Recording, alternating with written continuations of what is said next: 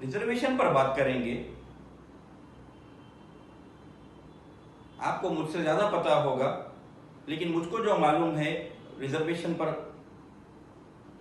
कुछ बात करूंगा। रिजर्वेशन कास्ट सिस्टम, सब कास्ट सिस्टम हमारे देश में एक मौजू है, एक बड़ा मुद्दा है।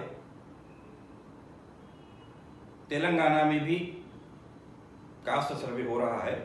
तेलंगाना पर मैं बाद में आऊंगा। तो देखिए, एक्चुअली रिजर्वेशन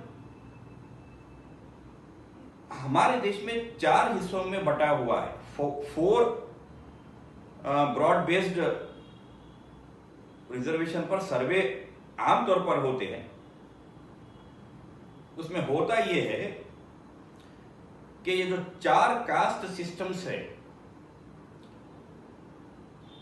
तो इसमें पहला हो गया ब्राह्मण, दूसरा क्षत्रिय, तीसरा वैश्य और चौथा सिस्टम है शूद्र। तो ये कास्ट सिस्टम से ये कोई तरीका नहीं है, ये कास्ट है, मैं बता रहा हूं। तो ये 4 पर आमतौर पे काम चलता है। तो ब्राह्मण में इंटेलेक्चुअल्स,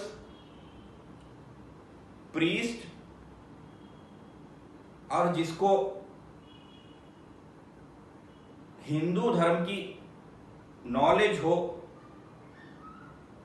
कंप्लीट नॉलेज, तो ये ब्राह्मण में आते हैं। क्षत्रिय में ज्यादातर वॉरियर्स और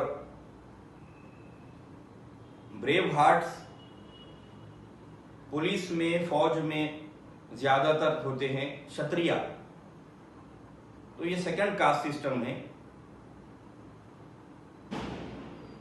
और तीसरा वैश्य, इसमें किसान, वैश्य में मर्चेंट्स आते हैं, ट्रेडर्स, बिजनेसमैन। और चौथा शूद्र। तो चौथा शूद्र जो है वो होता है आपके लेबर क्लास। तो ये 4 सिस्टम पर बड़े तौर पर सर्वे होते हैं, रिजर्वेशन टिका होता है ये 4 कास्ट में। अब मान लीजिए कि अगर कोई दूसरे मजहब के, दूसरे धर्म का भी कास्ट सिस्टम हो रहा है, तो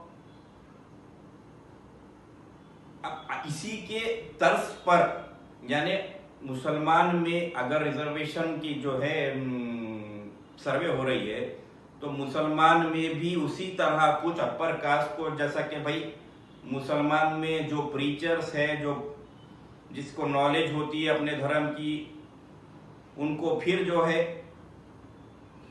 जैसा कि ऊपर के ब्राह्मण लोग हिंदूज में जैसा होते हैं, फिर मुसलमान में दलित मुसलमान, यानी यहां पर शूद्र जो कास्ट होता है हिंदूज में, तो लगभग वैसे कुछ